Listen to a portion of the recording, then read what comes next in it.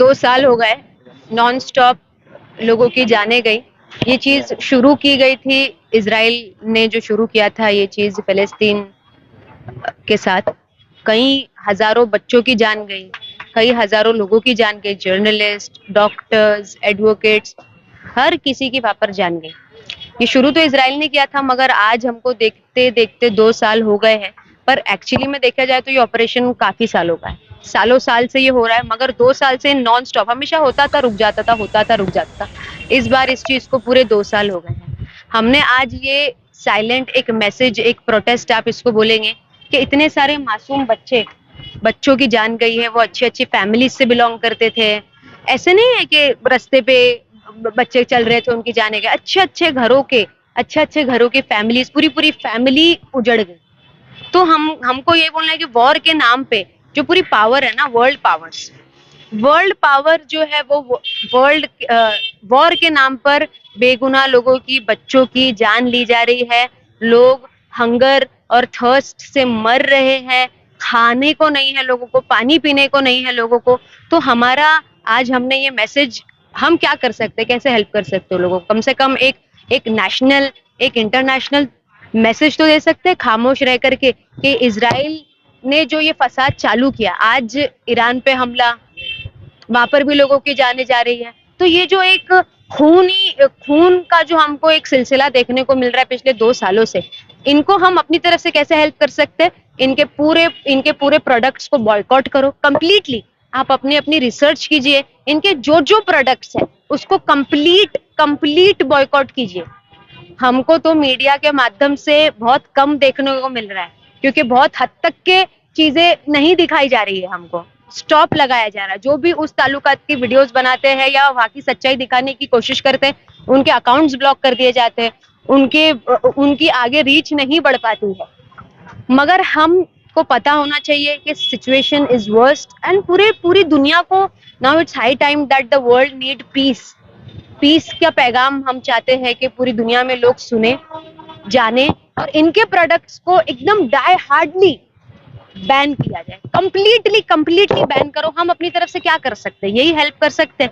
जो लोगों की, हजारों लोगों की जाने गई है, उनके लिए हम यही कर सकते हैं कि हम इजराइल ने जो फसाद आज से 2 साल पहले चालू किया था, हम इजराइल को इसी तरीके से जवाब कर सकते हैं, दे सकते हैं। उनके प्रोडक्ट्स को कंप्लीट बैन कीजिए।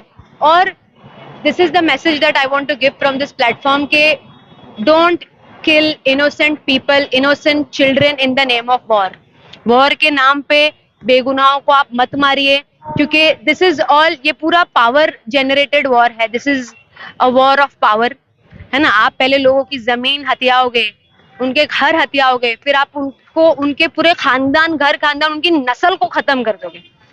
ये कहाँ की इंसानियत है, कहाँ के वॉर रूल्स है? मैंने पहले भी जब 1.5 साल पहले, पिछले साल जब मैंने इस पर आवाज उठाई थी, तब भी मैंने बोली थी कि वॉर के भी कुछ रूल्स होते हैं। वो रूल्स को भी तोड़ करके इजराइल ने अपनी हदें, अपनी गंदगी, अपनी इनह्यूमन बिहेवियर बता दी है कि वो लोग इंसानियत को मानने वाले लोग नहीं है, इंसानियत के खिलाफ काम करने वाले लोग हैं। बीच में अमेरिका ने भी ईरान पर हमला किया। एग्जैक्टली, ये पूरा पावर इंसान की, हम लोग इंसान और जानवर में क्या फर्क होता है पता है? कि इंसान को ऊपर वाले ने एक दूसरे का दर्द महसूस करने के लिए, इंसान जो है वो दूसरे का दर्द महसूस कर सकता है, इसलिए वो इंसान है। Otherwise there is no difference between an animal and a human being. इंसान सिर्फ दूसरे इंसान का दर्द महसूस कर सकता है, इसके लिए उसको इंसान बोला गया। पर आज की तारीख में वी हैव बिकम एनिमल्स। हमको किसी और के दर्द से कोई लेना देना नहीं है। ईरान और इजराइल कॉन्फ्लिक्ट के बीच में कुछ अस्पताल गलती से ईरान के हाथों में बमबारी हो गई, तो इजराइल सारी दुनिया में बता रहा है कि सिर्फ और सिर्फ ईरान सिविलियंस पर हमला करा, बच्चों पर हमला। तो क्या मैसेज रहेगा आपका इस दोहरी पॉलिसी? क्योंकि जेनोसाइड तो लाखों का कर दिया इजराइल ने गाजा। ये वही बात हो गई कि हमको जबान दी गई है, हमारे पास पावर है, तो हम दिन को रात बोलेंगे और रात को दिन बोलेंगे। हमारे पास ताकत है, हम पावरफुल है, तो हम जो बोलेंगे वो मानना पड़ेगा। एंड पूरी दुनिया के जो पावरफुल लोग हैं उनको सरेंडर करना पड़ेगा, क्योंकि सबकी इकोनॉमीज है, सबका पावर है। पावर के ताल्लुकात से लोग सरेंडर कर चुके हैं, बट भूल गए हैं कि इंसान है हम, और हमको इंसानियत, ह्यूमैनिटेरियन ग्राउंड पे भी दिल रखना जरूरी है, दिमाग रखना जरूरी है। ईरान का जो रोल अपना रहा है उसको लेकर क्या मैसेज है मुस्लिम कंट्रीज कि वो अकेला लड़ रहा है लेकिन मुस्लिम कंट्रीज की तरफ से किसी भी तरह का रिस्पॉन्स उसके लिए नहीं।